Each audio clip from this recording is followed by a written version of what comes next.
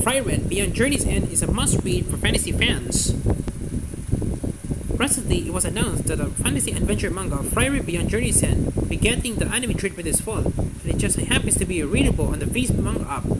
Even if you're not a big fan manga reader, it's worth your time to catch up to this thoughtful atmospheric series, whether you're a fan of fantasy, stories about friendship, or certain tabletop games. This is an absolute must-read, and if it was shown, it will soon must be a must-watch.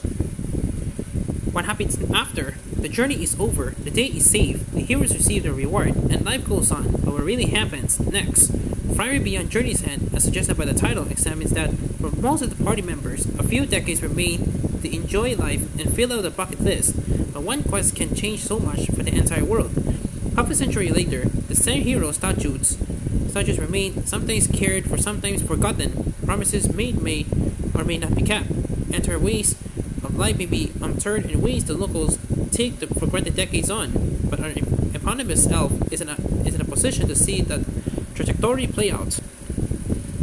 Centuries to spare. Frieren, as an elf, has a very different concept of time from humans.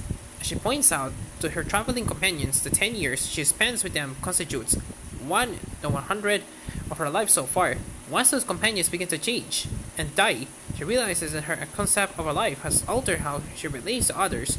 With centuries still ahead of her, she decides to start getting to know people. As the manga unfolds, we see this conflict in action. With her companions as apprentices in tow, Frieren must take their lifespans into consideration, spending a decade doing odd jobs in the village.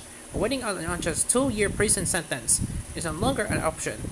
But we sometimes see months and years fly by in a page-long montage, but also get a sense of things slowing down to a more human, empathetic speed. And along the way, our heroine starts to understand why she does what she does, and for whom. A familiar adventure, fans of high fantasy literature and fans of tabletop fantasy games would note a lot of familiar things in Frieren. They are the obvious, Lord of the Rings, inspired fantasy elements, of course, but they are also cheeky notes of relatable fantasy things, both gaming and literary. Tiny quests just seems to keep popping up on the party's road to their big goal.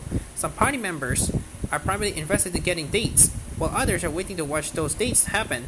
And, as Mage and Training Fern points out, the party seems to be made up entirely of awkward people.